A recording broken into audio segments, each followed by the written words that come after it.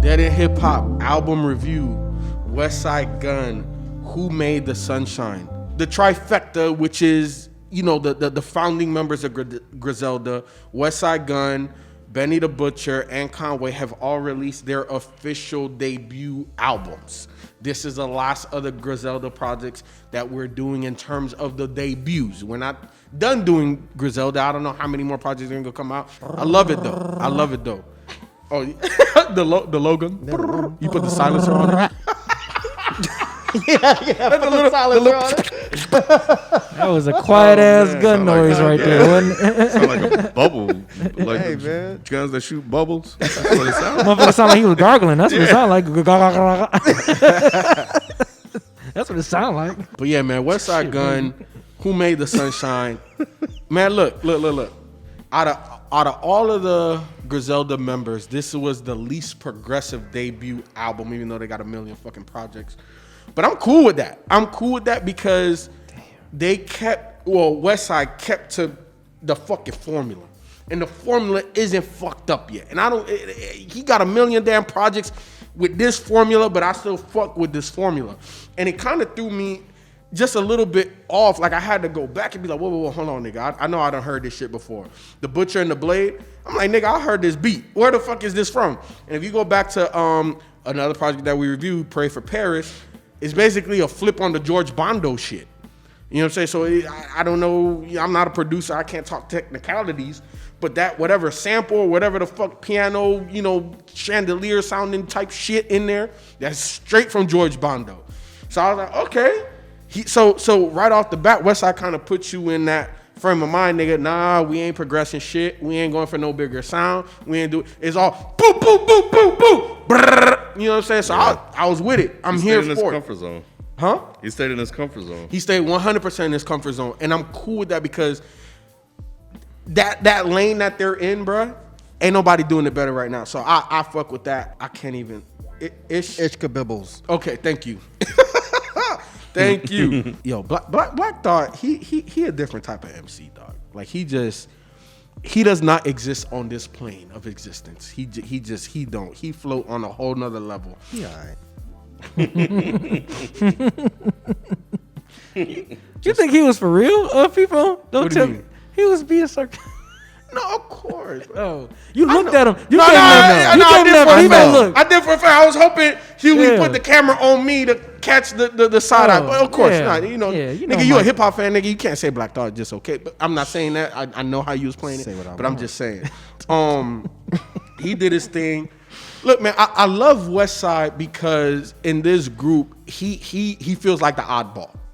He's the one that, you know, he could keep pace with Conway and Benny, but it's more his persona and how he is unconventional with his songs that makes him stand out and what makes him why I love him. So songs like Liz Loves Luger with Marnie Caesar, you know what I'm saying? That's not like, it's one of those songs that it's not like, oh yeah, I gotta go listen to this. But when I listen to it in the project, I'm just like, yo, this is dope. Because you listen to Conway and Bet, they don't make shit like that. This is way off for Griselda.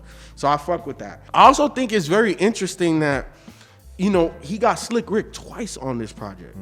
You know what I'm saying? So it's kind of like Griselda is reinvigorating a lot of the OGs in the game to be like, yo, let me jump on this. And I want to talk about this one track because my wife was like, turn this off as soon as it came on, because she said that it fucked with her anxiety, this beat, which was Frank Murphy. And I thought it was super dope. That was my shit. That's my shit too. Oh my Stovey's God. home. Oh man. Nigga. Stove Got Cuts came on. So this nigga Conductor, I haven't heard of him before I started listening to Griselda. He did some work on these projects before. Oh yeah, I know, and that's what I'm saying. So that was my introduction to Conductor. He got an album with Stick Figure too. Oh, you know that is? Yeah, he got an album produced with Stick Figure. He used to be on Mellow Music Group. Okay, Conductor is dope, and sometimes, you know, oftentimes I'm not no musician myself, but I get inspired But listening to that beat, it was like, bro, how did your music brain hear this weird ass shit and really made it into a song that motherfuckers could rap over? Because I would have never, ever in a million years would have heard that and be like, oh yeah, I could flip that into like a dope ass beat. Like, hell no. That was super dope. So I fuck with Frank Murphy. This album overall, I fuck with Westside. Bro, thank you for staying in the pocket. Thank you. I appreciate it. Yeah, this was definitely a solid, I would just say solid project from Westside. I think Cam mentioned it earlier. I mean, yeah, he didn't step out his comfort zone like he did when we listened to Pray for Paris. Like, I think Pray for Paris was definitely, I feel like a more creative space that we've seen Westside go and still be really good at it. This one, he definitely still stayed at home. Butcher and the Blade, Benny, man, what do you say? The ops get it in 2 days or less, like Amazon Prime, nigga. Like, yo, that was a hard. I was like, oh man, that shit was fucking nuts as hell, man. One thing I don't need on this album, I'm gonna get quick negatives. I don't need Westside singing his hooks. All praises. I like Bodie and Jadakiss, but I could have did without the Westside singing on that joint. That kind of messed the song up a little bit for me though. But Jada killed that shit. Yeah, Bodie and Jadakiss definitely did their thing. Alchemist did his thing too. Oh yeah, of course. You know, Alchemist's gonna do his damn thing. I like the fact how comfortable Slick Rick sound on these joints. Not saying that he's not a good enough MC to do that, but it's just like for us not hearing him for so long, and for Westside to get him on these slow pace, slower, tempo type tracks. Yeah. And Slick Rick is just sounding so damn comfortable. Gave us some storytelling on Good Night, like. And I was hoping he was gonna say good night, just from Children's Story. Like, I thought he was gonna say it. I was waiting for Slick Rick to be like good night, like, but he didn't say it. But yeah, I thought the fact that he got Slick Rick on here was fucking dope. I like Leslie because of course Keisha Plum with the poets at the end is dope as fuck. Oh yeah, 98 Sabres, the way he closed this shit out. I wish he would have had Bodie James on there too, because that would have been like everybody that's on the Griselda label. That's what I thought, because when I heard Amani, I'm like, okay, he gonna have everybody on here that's on the label. So I think that'd have been dope, and it would have been interesting to hear Bodie James rap over that type of Just Blaze production. But 98, I'm surprised you didn't mention Just Blaze. 98 Sabres, that beat was spooky as fuck, man. Like, that was easily, that and the Butcher and the Blade are easily my two favorite tracks. Hey, I gotta leave shit for y'all to talk about. It was spooky? Yeah, that shit was spooky. Yeah, ding, ding, ding, ding. Oh, like, oh, this shit spooky as fuck. I love it. Has he ever made a beat like that before? No, that's something new for him. Yeah, that's why I was like, Just Blaze never made no shit like this. When I heard the tag, I was like, oh.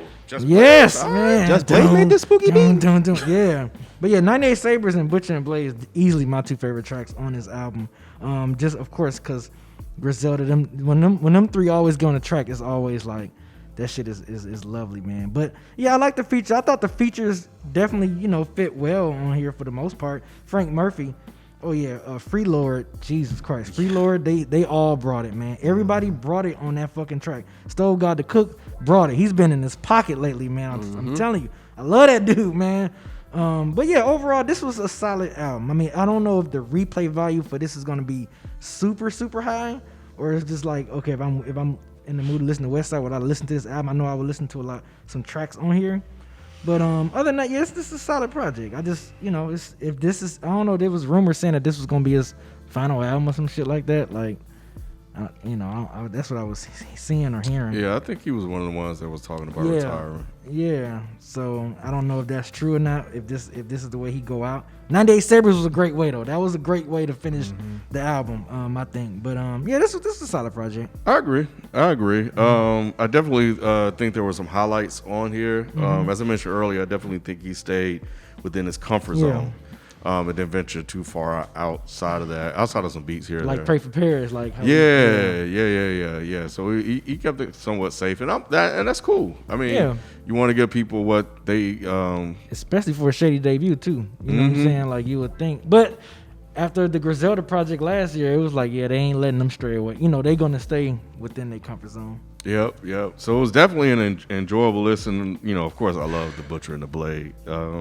Definitely Ishkabibbles as well. And I thought the features were good, well placed. I think they did, their job as expected when you see some of the names on here. Even Busta it was interesting hearing Busta on here, and then turning around and doing the album. It kind of like seemed like it was almost like a trade-off, or just actually hearing him rap with current artists was somewhat unexpected. And I like 98 Sabres. I didn't even think about Boldy James being omitted from that track, because when I looked at it, I was like, 98 Sabres, oh, that's like a Griselda posse cut. Right. You know, but I didn't even think about, because he's on the label now. He is on the label. But nah, man, Frank Murphy, that's the one. Yep. Because I like, and the thing about that beat is that, like, that sample, that little horn thing, didn't stay like consistent throughout.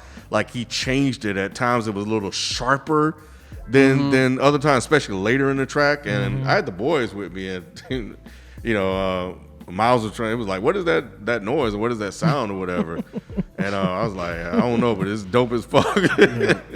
And I just love, because I was surprised, because I didn't see the time, the length of that track. Dumb long. So when it was going, I'm like, and I look up, I'm like, 5 minutes. I said, dang, these motherfuckers still rapping? And they haven't. I can't remember the last time there's been a posse cut like that, the length of that. Because that used to be a thing. Back One in the Train day. is the last one that comes to my mind. Okay, yeah, that's a good one. But yeah, it was fun just kind of hearing everybody just come on there and just kind of just rap and drop their verses and stuff like that. But the beat is what really made it. It's just one of those things that you can't get out of your head. So that's by far my favorite track on here. But overall, I thought this was good. I thought it was solid. I agree with B. I thought this was a solid debut. He didn't venture outside of what he normally does, Pray for Paris and Burden of Proof. I think Westside was just, I'm gonna do me. And that's it. So I thought it was good. I liked it. I agree. This was a really good project. I really enjoyed it. I mean, like the guy said, he didn't stray, so he gave us what we're used to.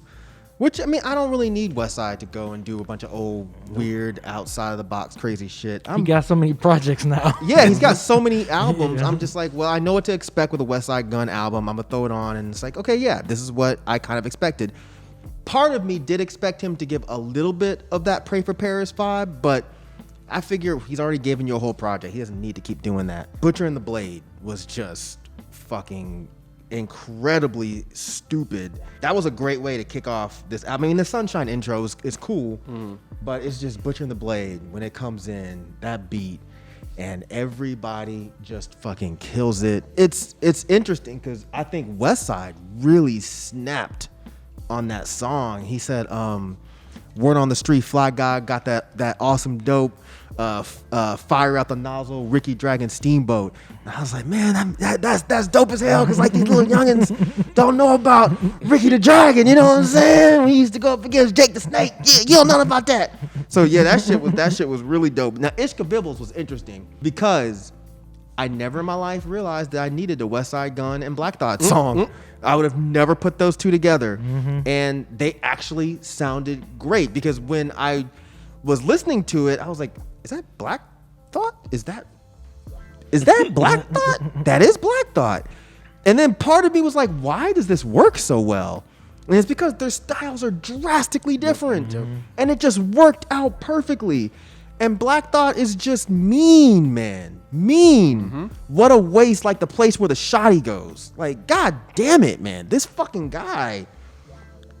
I'm surprised you didn't talk about Jadakiss. Like, Jada sounded great on All Praises.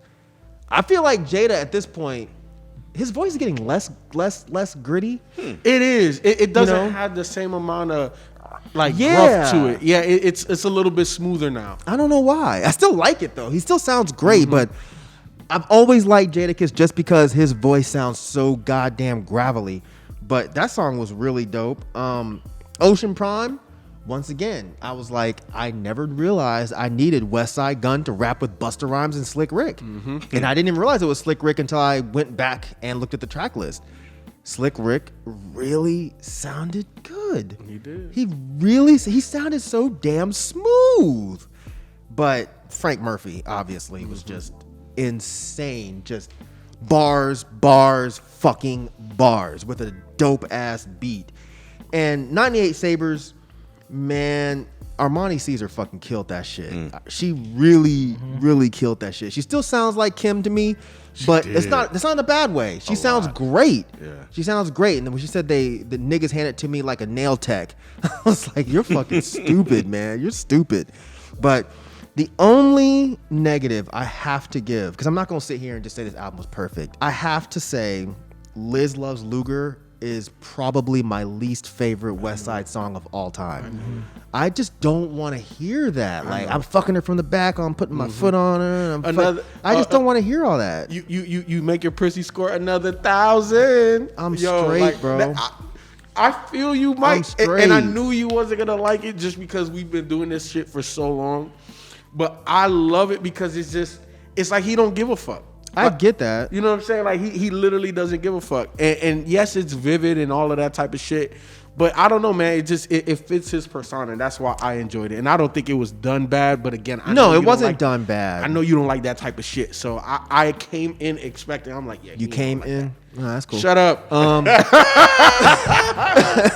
Yeah, it's just that's strictly a personal thing. It which I is, was gonna say it's strictly a personal thing. I'm really not trying to hear my rappers talking about, fucking like that detailed. You know what I'm saying? No, I feel you. It's I feel you. detailed. And like It is. I feel weird about this.